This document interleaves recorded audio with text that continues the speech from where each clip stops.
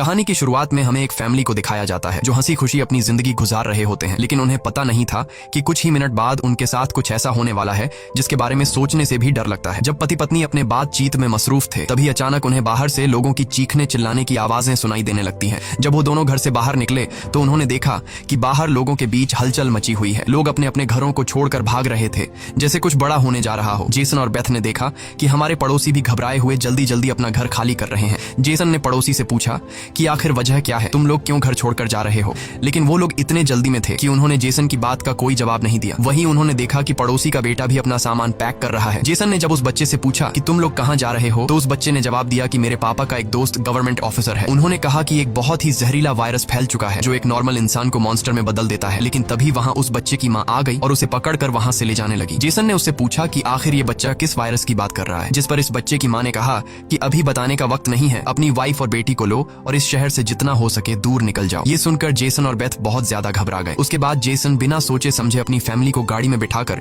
शहर से बाहर ले जाने लगता है, मगर रास्ते में उन्होंने देखा कि जो पड़ोसी भाग रहे थे वो वापस लौट रहे हैं। ये देखकर उन्हें और भी अजीब लगने लगा। आगे जाकर ये लोग ट्रैफिक में फंस जाते हैं। जब जेसन और उसकी फैमिली गाड़ी से बाहर उतरे तो उन्होंने देखा कि शहर से बाहर निकलने वाला अकेला रास्ता पुलिस ने बंद कर दिया है। आसमान में यहाँ वहाँ हेलीकॉप्टर्स पहरा देने लगे। लोगों को बताया जाने लगा कि शहर में एक जहरीला वायरस फैल गया है और तुम लोगों को जल्दी से घर वापस लौटना चाहिए। ये बात सुनकर जेसन को कुछ अजीब लगा कि जब शहर में वायरस फैल गया है तो लोगों को शहर से बाहर निकालने के बजाय उन्हें शहर में ही क्यों रहने को कहा जा रहा है। तभी अचानक पास की पहाड़ से एक बड़ा सा पत्थर उनके कार पर आ गिरा। ये देखकर वो लोग बहुत ज्यादा घबरा गए। पहाड़ हिलने लगा। तभी उस पहाड़ के पीछे से 2 मिलिट्री के फाइटर जेट्स निकलकर शहर की तरफ बढ़े। वो 2 फाइटर जेट्स पूरे शहर पर बमों की बारिश करने लगे जिससे पूरा शहर राख में बदल गया। जेसन की वाइफ बेथ को फौरन समझ आ गया कि अगर वो पुलिस की बात मानकर घर लौट जाते तो उनका अंजाम बहुत बुरा होने वाला था। उसके बाद वो फाइटर जेट्स सड़क पर मौजूद लोगों की तरफ बढ़ने लगे। ये देखकर सभी लोगों में हलचल मच गई। अब सबको समझ आया कि गवर्नमेंट उन्हें मारना चाहती है। सभी अपनी जान बचाने के लिए यहाँ वहाँ भागने लगे, पर जेसन और बेथ को समझ आया कि वो कहीं भी भाग लें, वो फाइटर जेट्स उन्हें मारकर ही रहेंगे। तभी बेथ ने पीछे मुड़कर पहाड़ पर एक स्कूल देखा और उसे लगा कि बचने के लिए वो जगह बेहतर रहेगी। जिसके बाद जेसन, बेथ और जोई को लेकर स्कूल की तरफ पहाड़ पर चढ़ने लगे। पीछे ब्रिज पर मौजूद लोगों पर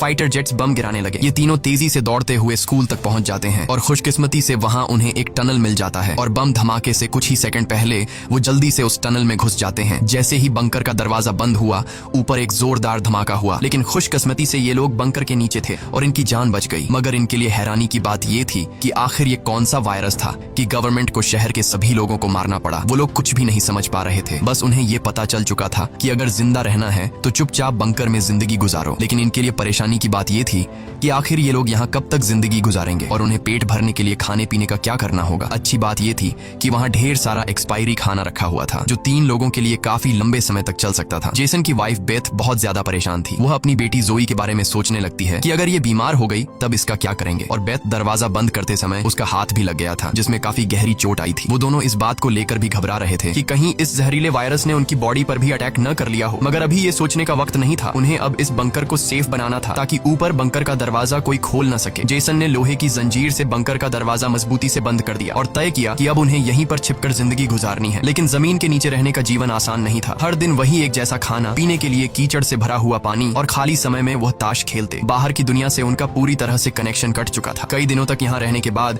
वो लोग बहुत ज्यादा इस बंकर में तंग हो चुके थे। लेकिन वो क्या करते, अगर ऊपर जाते तो उनकी जान नहीं बच पाती। इस जीवन ने जेसन के परिवार को मानो इस दुनिया के अंत का एहसास दिलाया। जोई ने अपने पापा से पूछा, पापा हम यहाँ कब तक रहेंगे? जेसन के पास इस बात का कोई जवाब नहीं था। उसने अपनी बेटी से बस यही कहा, जब बाहर वायरस चला जाएगा तभी हम बाहर जाएंगे। वो अपनी बेटी की आंखों पर उंगलियां रखकर बाहर की दुनिया उससे इमेजिन करवाता है। इस तरह से दिन गुजरते गए और फिर महीने। उन्हें नहीं पता था कि बाहर निकलने के इंतजार में उन्हें यहाँ इस बंकर में 300 से भी ज्यादा दिन गुजर चुके हैं। जोई अपनी माँ की बनाई हुई पेरिस्कोप से बाहर की दुनिया को देखती है। बाहर चारों ओर बस तबाही का मंजर नजर आ रहा था, जैसे ये पूरी दुनिया जलकर राख हो गई हो। वहाँ किसी भी इंसान का नामो निशान तक नहीं था। ये सब देखकर उस छोटी बच्ची को लगने लगा कि शायद हम इस दुनिया के आखिरी बचे हुए लोग हैं। माँ ने उसे दिलासा दिया कि तुम ऐसा मत सोचो, शायद तुम्हारे दोस्त भी हमारी तरह कहीं छुपे हुए हों। अब रात हो चुकी थी और डिनर का समय हो चुका था। उनके पास अब खाना भी कम बचा हुआ था, इसीलिए वो तीनों थोड़ा सा खाना खाकर काम चला रहे थे। लेकिन आज जोई की जिद पर उसे पूरा एक कैन का डिब्बा दिया गया। जोई ने जब टिन का डिब्बा खोला तो उसने देखा कि टिन का डिब्बा अंदर से खाली है। इस डिब्बे के पीछे की तरफ एक छोटा सा छेद था, शायद कोई चीज इसमें से खाना चुरा गई थी। बेथ ने सारी बची हुई डिब्बों की जांच की तो पता लगा कि पूरे 12 डिब्बे खाली थे। ये देखकर वो बहुत ज्यादा परेशान हुए क्योंकि ये तो उनके 2 हफ्तों का राशन था। बेथ ने वेंटिलेशन जाली की तरफ देखा और अंदाजा लगाया कि शायद कोई चूहा अंदर आकर खाना ले गया। बेथ ने कहा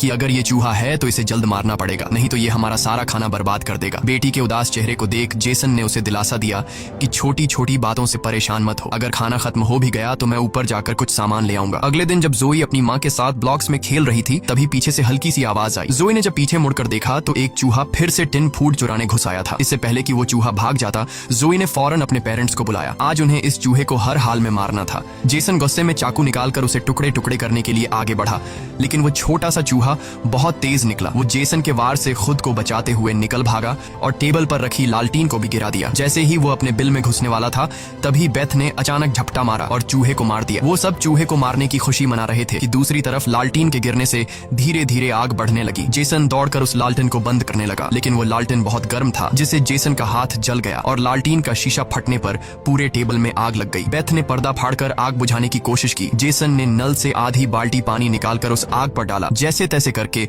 उन दोनों ने उस आग को बुझा लिया, लेकिन खतरा अभी टला नहीं, बल्कि अब उनके लिए और भी मुश्किल बढ़ने वाली थी, क्योंकि आग तो वो लोग बुझा चुके थे, मगर आग से निकलने वाले धुएं ने पूरे बंकर को धुएं से भर दिया था और वह धुआं धीरे धीरे वेंटिलेशन जाली से ऊपर की तरफ निकल रहा था। ये देखकर वो सब घबरा गए, क्योंकि ये धुआं उनका वहां होने का ठिकाना जाहिर कर रहा था।